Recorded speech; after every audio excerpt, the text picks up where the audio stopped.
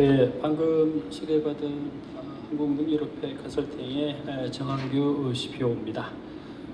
제가 이번 시간에 여러분에게 전달하고자 하는 내용은 직무 중심의 보수, 인사, 조직관리에 대한 내용들을 어떻게 도입하고 어떻게 운영할 건가에 대한 부분을 이야기를 하려고 합니다. 지방공기업 같은 경우는 작년부터 직무중심의 인사관리 제도 도입에 대한 부분을 아마 행안부에서 놓은 가이드라인에 맞춰서 순차적으로 도입을 하고 있을 겁니다. 그래서 작년에는 직무관리체계 구축을 했고, 올해 직무중심의 인사제도 구축을 하고 직무평가를 했고, 또 내년도에는 아마 직무급 도입에 대한 부분이 진행이 될 것으로 생각이 되고요. 아마 이번 시간에 제가 말씀드리는 것은 여러분들이 그렇게 직무중심의 보수, 인사, 조직 관리를 추진을 하는데 어떻게 구성원들을 설득하고 또 노조하고 어떻게 협의하고 또 이런 부분들이 어떻게 조직 내부에 내재화될 수 있는지, 그런 부분에 대해서 여러분들이 조금 더 많은 통찰력을 가져갈 필요가 있는 것으로 판단이 되어서 세부적인 내용을 좀 말씀을 드리도록 하겠습니다. 기본적인 내용은 추진 배경, 우리가 왜 직무중심의 인사조직관리를 해야 되는지에 대한 기본적 추진 배경에 대한 부분과 추진 체계, 그리고 향후 추진 방안에 대한 부분들을 가지고 한번 말씀을 드리도록 하겠습니다. 기본적인 추진 배경은 크게 한 3가지 정도로 말씀을 드릴 수 있을 것 같아요. 첫 번째는 기관의 경쟁력, 조직 효율화에 대한 내용입니다. 지금 시대적인 차원에서 많은 기관에서 운영되고 있는 인력들이 공공기관 자체의 어떤 경쟁력 확보 차원에 대한 부분이 상당히 이슈가 되고 있다라는 부분입니다. 아마 새로운 이 정보, 기술에 대한 직무 운영 방안에 대한 부분이 나타남에도 불구하고 항상 인력은 전리적으로 더 많이 필요로 하는 그런 부분에서 공공 부분의 노동 생산성은 실질적으로 상당히 낮게 측정이 되고 있더라라는 부분이었습니다. 그래서 공공 부분에 일하는 방식에 대한 부분을 어떻게 효율적으로 개선해야 할 것인가에 대한 부분이 중요한 하나의 이슈로 나타나고 있는 것으로 판단이 되었고요. 두 번째는 오전에 계속 이야기했지만 결국은 인구 감소에 해당되는 노동 인력에 대한 축소 부분이고요. 아울러 노동 인구가 상당히 고령화되고 있다라는 부분에서 어떻게 인력을 효율적으로 운영할 것인가에 대한 부분입니다. 아마 기초단체에 대한 부분도 지금 인력 재배치에 대한 부분이 매년 1% 정도 수준에서 인력 재배치를 하는 게 기본적 목표로 제기가 되고 있는 부분이고요. 그런 부분에서 우리 이 인력을 어떤 식으로 운영할 건가에 대한 이슈가 제기가 되었습니다.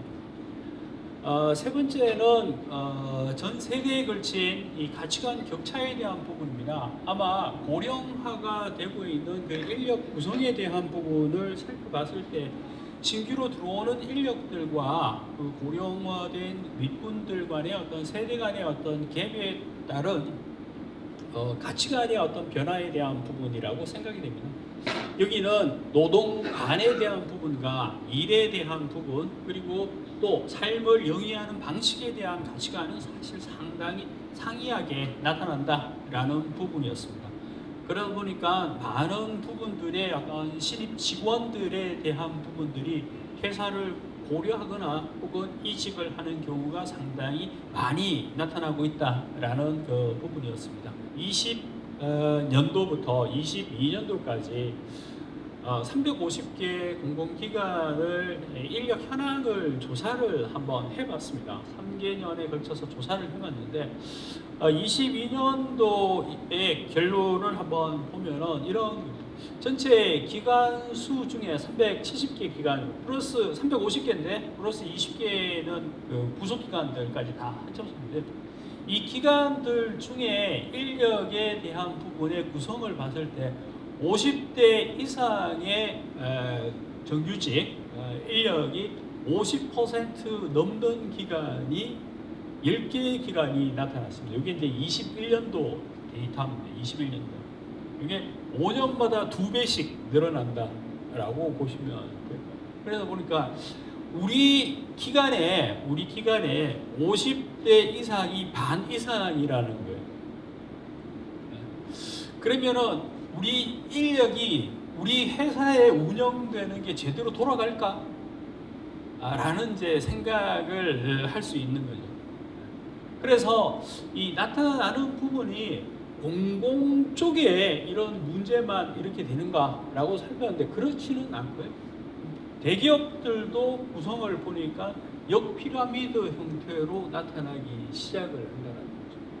그러니까 결국은 이거는 시대적 흐름에 대한 부분에서 고령 인구에 대한 부분이 점진적으로 늘어나고 반대로 신규 인력들에 대한 부분은 점진적으로 축소되는 일할 사람이 없어지는 그런 사회적 현상이 나타난다라는 부분입니다. 그래서 24년부터 40년 동안 대한민국 미래 인구에 대한 부분을 쭉 이렇게 살펴보면은 결국 뭐 38년도에 국방에 필요한 입영 대상자 20만 명밖에 안 된다라는 부분. 이제 우리나라를 지킬 수 있는 군인도 없다라는 문제가 발생하기 시작을 한다. 그러면 일은 어떻게 하느냐에 대한 부분. 제가 조사를 이렇게 해보니까 매년 기관에서 우리가 어느 정도 인력이 필요하다라는 중장기 인력 계획을 제출을 하는데요. 그 제출한 인력을 보면은 항상 조직이 점진적으로 계속 증가하는 인력을 이야기하고 있습니다. 그거를 몇 개나 더 만들 수 있는 그런 인력들이 매년 더 인력이 더 필요하다라고 이제 이야기를 하고 있다라는 거죠. 그런데 중장기 인력 모델을 이렇게 설정을 해보니까 27년도에 피크가 도달하고 그 뒤로부터 공무원의 숫자가 점진적으로 줄어드는 현상들이 나타납니다. 인구는 계속 줄고 감소하고 있는데 왜 공무원 숫자는 계속 늘어나야 되느냐? 제가 지금 그 행안부에 그 민간 합동 그 조직 진단 자문위원으로 들어가고 있는데 아마 그 지자체에 대한 부분에서 5만 미만 군에 있는 지자체는 향후 행정 수요 감소로 인해서 인력이 상당히 축소되는 기존 인건비를 축소하는 계획을 향후에 아마 제출을 해야 될 겁니다. 그처럼 인구의 감소와 더불어 인력을 추진하고 있는 운영될 수 있는 인력에 대한 부분의 어떤 구성에 대한 부분도 고령화되고 혹은 신규 인력들의 축소되는 그런 부분이 나타나더라라는 부분. 그래서 21년도 이제 조사를 해보니까 연대별로 연령대별로 이렇게 봤을 때 아마 50대, 40대, 30대는 증가하고 20대는 20년을 기준으로 해서 이제 점진적으로 이제 축소되고 있는 부분에서 공무원의 예를 들어 사무관, 5급 사무관도 현시나 고시 어렵게 들어와도 그죠? 사표 쓰고 민간으로 가거나 아니면 로스쿨로 가거나 이렇게 하고 있는데 하물며 지방 공기업 어떻게 될까 한번 생각을 해보시면 조사에 의하면은 작년부터 우리 일자리가 1대1 매칭이 되었습니다. 그러니까 작년부터 올해부터 점진적으로는 일자리가 한 사람이 일할 수 있는 일자리가 1 이상이 논다. 미국은 10년 전부터 그랬었어요. 그만큼 우리가 이제는 일자리를 골라서 간다라는 생각을 할 수 있다는 거죠. 혹시 여기에 그 대학 들어가는 자녀분 계시나요? 자녀분 계시면요, 대학 원래 못 간다고 해가지고 걱정하지 마시고요. 딱 3년만 그죠? 재수나 삼수 딱 되기만 하면요, 그 뒤로는 원하는 대학 어디나 지원해도 다 들어갈 수 있습니다. 예. 원하는 대학 다 들어갈, 그 정도로 학력 인구가 감소되어 있는 추세라고 보시면 되겠습니다. 자, 그런 상황에서 우리가 지금 일하고 있는 기관에, 우리가 일하고 있는 자치단체에 과연 유능하고 능력 있는 인력이 올 것인가? 라는 생각을 한번 해봅니다. 어떤 분은 이런 이야기를 하다 보니까 어떤 분은 그럼 어떻게 빠져나가지? 라는 생각을 할 수도 있다라는 거죠. 그래서 지금 중요한 거는 저희들이 이게 기존의 운영 인력이나 혹은 제도를 운영하는 방식으로는 도저히 안 되겠다. 그래서 어떻게 하든 이 증가하는 이 고령의 인력들을 효율화시킬 수 있는, 효율적으로 운영할 수 있는 연공성 완화 정책에 대한 부분이 반드시 필요할 것 같다라는 그 부분이었습니다. 이 연공성 완화에 대한 부분은 기존에 우리가 운영하고 있는 많은 제도들에 대한 부분에서 다른 관점으로 우리가 찾아보기 시작되는 하나의 최초의 어떤 배경이라고 볼 수 있을 것 같고요. 두 번째는 이 전문성 강화에 대한 부분입니다. 많은 직원들이 신입 직원들이 회사에 들어왔어요. 딱 들어와서 딱 보니까 나는 저 일을 하려고 입사를 했는데 순환보직 혹은 다르게 배치가 되어서 내가 지금까지 한 번도 해보지 못한 그런 일을 하게 되었어요. 그러다 보니까 매일 상사한테 욕만 얻어먹는 거예요. 성과도 안 나는 거예요. 그러니까 평가도 낮죠. 매일 욕만 얻어먹죠. 그러니까 사표 쓰고 나간다. 아니 나는 저 일을 하면 정말 잘할 자신이 있는데 왜 나를 이 일에 배치를 시켰지? 라는 이야기. 그래서 이제는 인력에 대한 운영 차원보다는 일에 대한 어떤 전문성에 대한 부분들을 어떻게 확보해 갈 것인가에 대한 부분이 훨씬 더 중요하기 시작했다는 거죠. 세 번째는 이제 공정성입니다. 앞서 말씀드린 것처럼 MZ세대에 대한 부분이 이 노동 가치관에 대한 부분의 어떤 변화에 대한 부분들을 이야기를 할 때 이분들이 생각하고 있는 거하고 그리고 젊은 친구들이 생각하고 있는 일하는 방식들이 실제로 상당히 상이하더라라는 부분이죠. 오전에 우리가 김난도 교수님이 이야기하는 10가지 키워드에 대한 부분에서 아보아라는 말이 있죠. 아주 보통의 하루에 대한 부분. 일반 친구들은 이제 그런 생각을 하고 있는데 위에 있는 사람들은 열심히 노력하고 뭔가 조직에 기여를 하고 이런 생각을 하고 있다라는 부분입니다. 그래서 이런 세 가지 관점에 대한 부분을 어떻게 효율적으로 운영할 수 있을까에 대한 부분이 기본적인 그 체계 전환에 대한 내용이라고 보시면 될 것 같습니다. 홀의 경영 단계 모형에도 이제 나오는데 이건 나중에 좀 설명을 드리고요. 여기 보시면 우리나라의 임금 곡선에 대한 부분은 대부분 연공급입니다. 연공급. 그래서 대부분 일과 같은 임금 체계를 형성을 하고 있습니다. 선진국에서도 연공급은 있습니다. 4번 형태의 S커브 형태로 주로 이제 운영을 하고 있다라는 부분.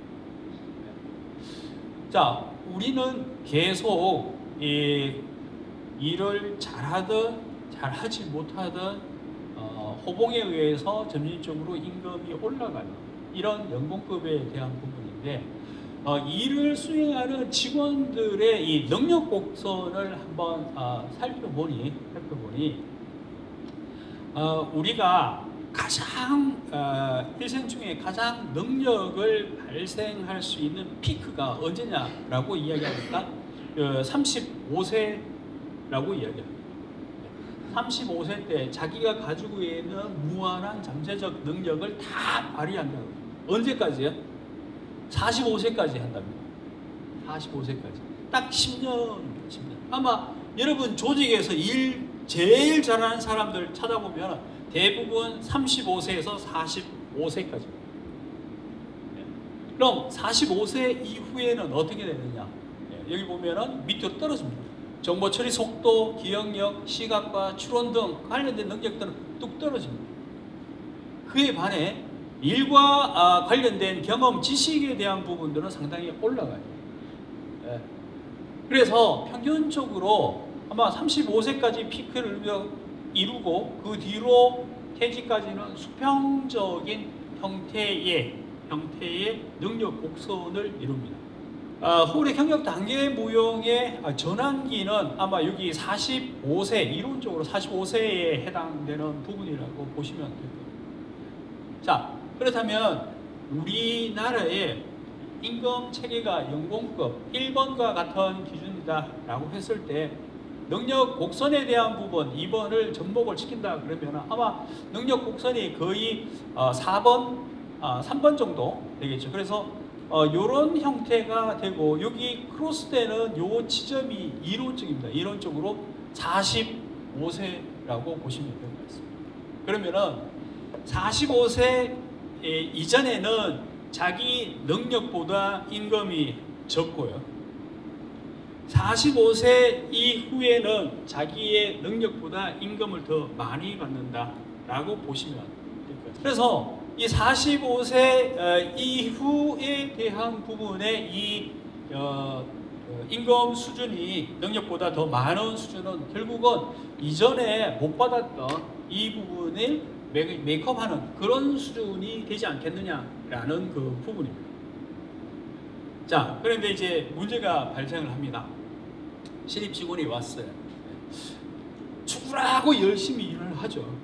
그런데 보상은 적어요. 그런데 윗분들 이렇게 봅니다. 윗분들 이렇게 보면은 일도 안 하는데 빈둥빈둥 노는 것 같은데 나보다 월급을 2배, 3배씩 더 많이 가져간다는 거예요. 노동연구원에서 22년도 조사를 했었습니다. 조사를 했는데 상대적 근속연수 임금 수준에 대한 비교 데이터를 가지고 비교를 했었습니다.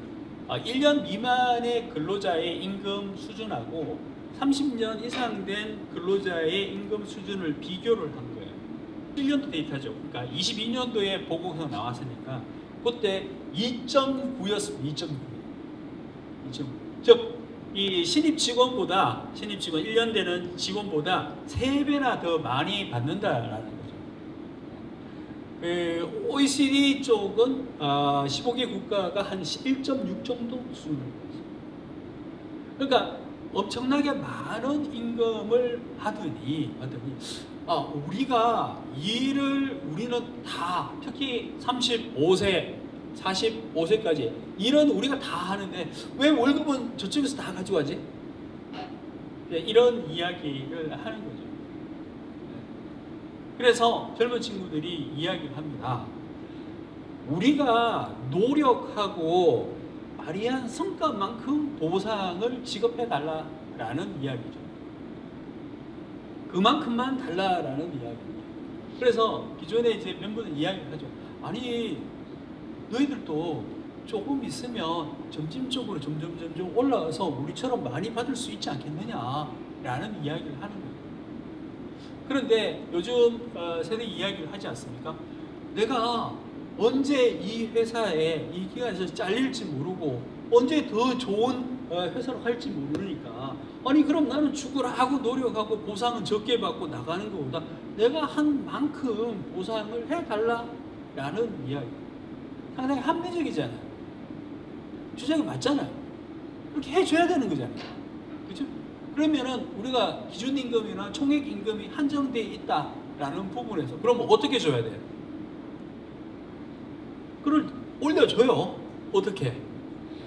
윗분들 가지고 있는 임금을 삭감을 해서 줄여서, 그죠? 줄여서 밑에 이제 우리가 소위 말하는 하우상박의 개념이 이제 여기에서 이제 놓는 거예요. 그래서 윗분들이 가지고 있는 임금에 대한 부분을 가지고 밑에다가 넣어주니, 그래 임금이 좀 올라간다는 거죠. 그러면 밑에는 좋은데 그럼 위에는 어떻게 되느냐라는 문제가 발생합니다. 위쪽에 45세 이상 되는 신혼분이 우리는 우리도 젊었을 때 능력보다 임금을 적게 받았다. 그래서 이제 본전을 좀 하려고 하는데 왜 깎느냐? 왜 우리를 깎아가지고 그게 주느냐라는 이야기를 하는 거예요. 그죠? 가만히 들어보면 그것도 맞아요. 그죠? 그러니까 위쪽에서 임금을 지금 현재 상황에서 임금을 많이 받는다, 능력 대비 임금을 많이 받는다, 노력 대비 성과 대비 임금을 많이 받는다라는 부분을 하는 건 맞아. 그런데 예전에 그럼 노력한 거는 그거는 어떻게 보상해 줄 거야? 이런 문제가 발생합니다. 자, 그러면은 계층 간의 직무 중심의 인사 조직 관리 보수 체계를 도입을 한다라고 했을 때 그런 세대 간의 어떤 요구 사항들이 다르기 때문에 합의 이끌어가기가 상당히 힘들다라는 부분. 이게 이제 직무 중심의 인사 제도에 전환하는데 가장 큰 이슈라고 보시면 될 것 같습니다. 우리나라 같은 경우는 결국은 이런 이 임금, 연공급의 임금 체계에 대한 부분들을 뜯어고쳐야 된다. 특히 저성장기에 대한 부분에서 임금 인상률의 폭이 이제는 임금을 다 연공이 하도 이제 많이 올라가 있으니까 이 인건비로 직원들의 인건비를 줄 수 있는 총액 인건비를 지급할 수 있는 인건비가 점점 고갈이 된다는 부분. 그래서 나왔던 게 직무 중심의 인사 조직 관리 보수 체계가 제시가 되기 시작을 했다라고 보시면 되겠죠. 다만 지난 정부 때 시작을 했었어요. 아마 공공기관들, 공기업이나 준정부 기관은 20년부터 시작을 했습니다. 가이드라인이 나와서 20년, 21년, 22년, 23년, 24년, 그러니까 거의 5년 정도 하는데 아직도 도입 못한 기간이 있습니다. 그만큼 힘든 작업이죠. 그리고 제가 말씀드리고 싶은 거는 정권이 교체가 되면 이 직무 중심의 인사 운영 체계가 변화되느냐, 바뀔 거다라고 생각하겠지만 그렇지는 않습니다. 왜? 시대적, 경제적, 사회적 환경의 변화에 대한 부분들이 직무 중심으로 갈 수밖에 없는 그런 환경들을 이야기를 하고 있습니다. 그래서 지방공기업들도 1단계 직무관리, 2단계 인사제도, 3단계 임금체계 개편에 대한 부분이 재작년이 나와서 작년, 올해 그리고 내년까지 전체적으로 이 프로세스를 통해서 운영이 된다라고 보시면 될 것 같고요. 자, 그렇다면 직무 중심의 보수, 직무 중심의 인사, 직무 중심의 조직 관리를 우리가 하긴 해야 될 것 같다라고 생각했을 때 전체적으로 잘못 생각하고 있는 부분들을 여러분들이 제가 말씀을 좀 드리겠습니다. 일단 인사, 보수, 인사, 조직 관리에서 기본적으로 의사결정, 판단을 내리는 기준은 요 네 가지의 기준이 들어갑니다. 아마 채용을 한다라고 했을 때 채용 기준 마련을 하죠. 그때도 연공 기준 혹은 능력 기준, 성과 기준, 직무 기준에 대한 부분을 파악을 합니다. 승진시킨다라고 했을 때도 이 기준을 가지고 판단을 합니다. 또 평가라든가 할 때도 이 기준을 가지고 보상도 마찬가지입니다. 그런데 이 네 가지 기준에 대한 부분을 이야기를 할 때 우리가 지금 가장 많은 비중을 차지하고 있는 게 연공입니다. 연공. 아마 대부분의 기관이 거의 80% 이상이 연공 중심으로 운영되고 있지 않을까라는 생각이고요. 그 다음에 성과, 능력에 대한 부분도 이야기하는데 이 직무 기준도 없는 것은 아니고요. 일단 있습니다. 있어요. 분명히 있습니다. 운영 안에, 기준 안에 직무 중심이 있습니다. 직무 수당에 대한 부분이나 직급 수당, 직책 수당에 대한 부분, 위험 수당에 대한 부분, 이런 것들은 대부분 직무 중심의 어떤 판단 기준이라고 보시면 될 것 같습니다. 그래서 이런 기준을 가지고 공공이나 민간 쪽의 제도, 사람 중심의 운영 제도가 점진적으로 직무 중심의 운영 제도로 변화되고 있다. 자, 그런데 한 가지 여기서 조심해야 될 내용은 뭐냐면요. 우리나라가 연공 중심의 운영 체계다라고 생각을 하고 있는 것을 그럼 직무 중심의 운영 체계로 변화시키니까 모두 다 100% 직무 중심으로 변화해야 된다라고 생각하겠지만 절대 그렇게 하면 안 됩니다. 직무급 도입이요, 100% 직무급 도입하는 거 불가능합니다. 이것도 안 된다라는 이야기입니다. 그래서 이런 형태의 지금 현재 채용이나 평가나 인사 이동이나 교육훈련 쪽에 대한 부분들이 사람 중심에서 직무 중심으로 점진적으로 바뀌고 있다라는 사실을 인지를 해야 된다라는 부분입니다. 아마 여러분들이 지금까지 운영을 했던 거는 아마 사람 중심의 관리 체계를 운영을 했었습니다. 그런데 이제는 이 직무 중심에 대한 부분도 어느 정도 고려를 해야 된다라는 부분입니다. 아마 대표적으로 인사 평가를 한번 생각을 해볼 필요가 있을 것 같은데, 인사 평가를 할 때 아마 여러분도 상사가 여러분들을 평가하거나 여러분이 부하 직원을 평가할 때 어떻게 인사 평가를 하느냐 하면은 사람과 사람의 상대적 가치를 판단합니다. 이게 인사평가 절대 아닙니다. 인사평가는요, 그 사람이 수행하는 직무를 제대로 수행하는지를 평가하는 게 인사평가입니다. 그런데 대부분의 인사평가를 하라고 상사들이 평가를 하는 거 보면은 아야, 김대리, 박대리 있다면 김대리는 박대리보다 더 잘하는 것, 이렇게 판단을 한다는 거예요. 아마 여러분들 중에 평가를 C, D 받으신 분 있죠? 혹은 뭐 A, S 등급 받으신 분도 있죠? 그러면은 C, D 받으신 분은 능력 없거나 무능하다라고 이야기할 수 있느냐는 거예요. 아니란 거예요. 내가 그 일은 정말 능력도 없고 하고 싶지도 않은 일을 어쩔 수 없이 하다 보니까 그렇게 성과가 안 난 거예요. 그런데 내가 능력이 있고 하고 싶은 걸 하면은 평가 결과는 아주 좋게 나타날 수 있다는 거예요.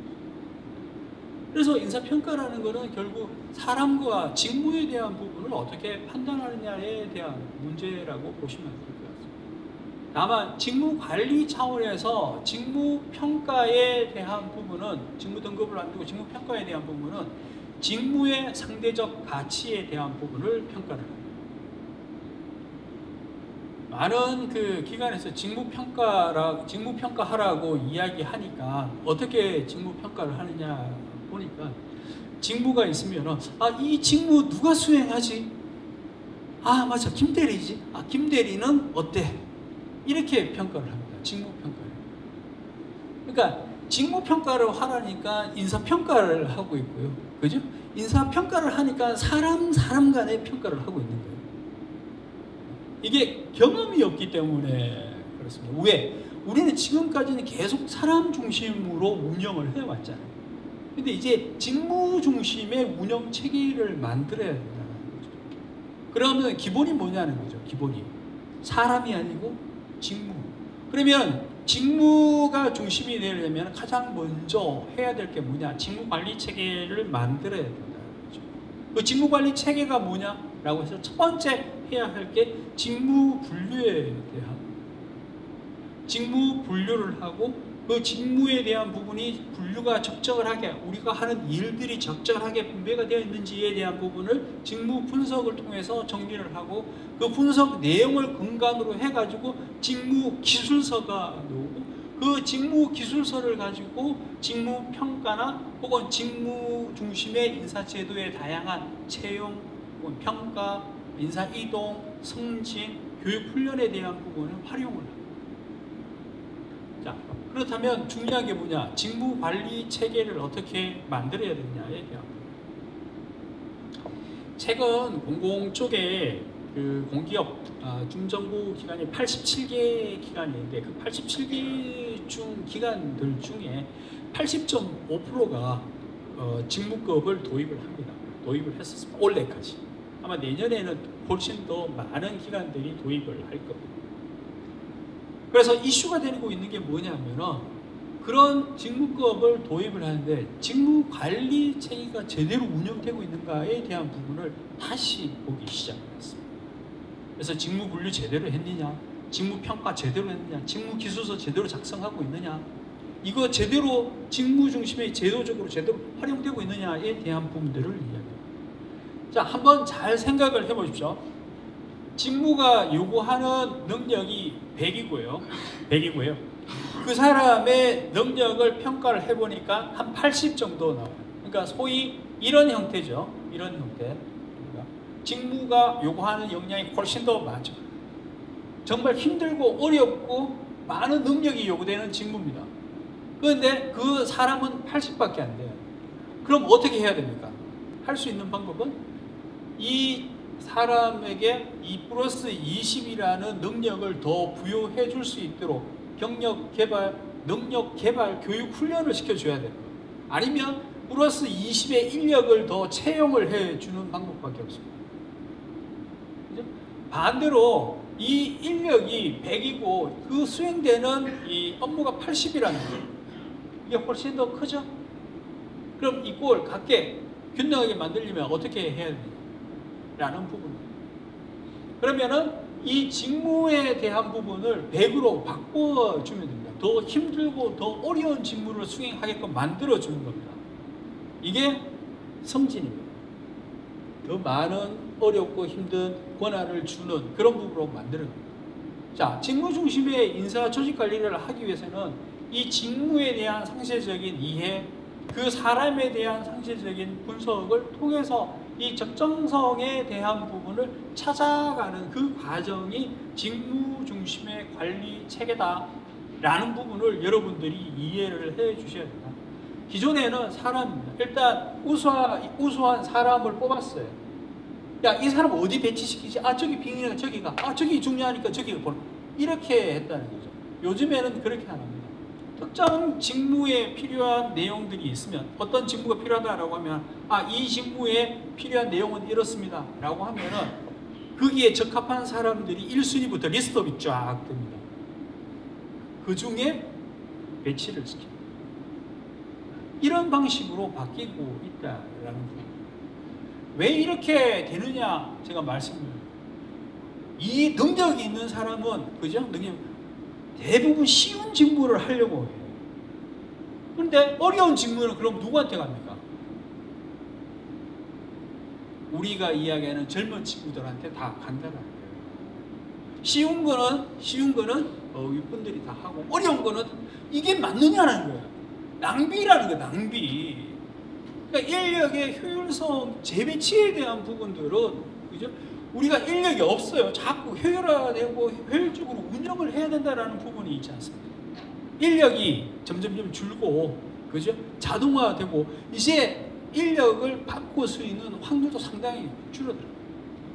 작년에 그 지자체 조사를, 원래 조직 진단을 해보니까, 전체 지자체 인력 중에 59개 기관만 정원을 했지, 나머지 기관들은 280여 개 기관들은 대부분 동결이나 축소했습니다. 지자체 공무원들이. 그만큼 인력은 점점 줄어들어요. 그러면은 정확하게 우리가 한정된 자원에 가장 효율적으로 인력을 배치해서 일을 하게끔 만들어줘야 된다. 그래서 그 사람에 대한 능력, 소요 능력에 대한 부분과 그 일에 대한 부분을 적절하게 파악을 하고 전체적인 내용을 운영을 해야 된다. 그래서 연공이 있습니다. 이게 조금 확 두드러지게 표현했지만은 기본적으로 전체 중에 20에서 30% 정도만 직무 중심의 인사 운영을 해도 아주 좋은 직무 중심의 인사, 보수 인사, 조직 관리를 하고 있다라고 볼 수 있습니다. 계속 말씀드리지만은 연공 100% 연공으로 운영되고 100% 직무 중심으로 운영되는 건 아니다. 직무의 기준, 아니 직무 기준이 안 되면은 아니면 능력이나 성과의 기준을 더 하더라도 연공성은 완화해라라는 부분입니다. 그래서 전체적인 낮은 생산성을 향상시키고 인구 감소와 노동력에 대한 고령화에 대한 부분, 또 세대 간의 어떤 인식 차이에 대한 부분을 해소하기 위해서 우리가 직무 중심의 인사조직 관리를 만들자, 운영을 하자라는 부분이었다 하면 될 것 같습니다. 그래서 기본적으로 직무 중심의 인사조직 관리에 대한 부분을 이야기할 때는 기본적인 방향에, 정부의 방향에 대한 부분을 근간으로 해서 우리 조직의 지금 직무관리 체계는 채용이나 이동이나 평가나 교육이나 조직 관리나 혹은 보수 체계에 대한 부분에 이슈 문제가 뭐냐를 한번 체킹을 해보시죠. 앞서 얘기, 우리가 직무 중심을 운영하는 것도 있습니다. 그러나 지금 승진 제도가 엄청 문제예요. 보상 제도가 문제예요.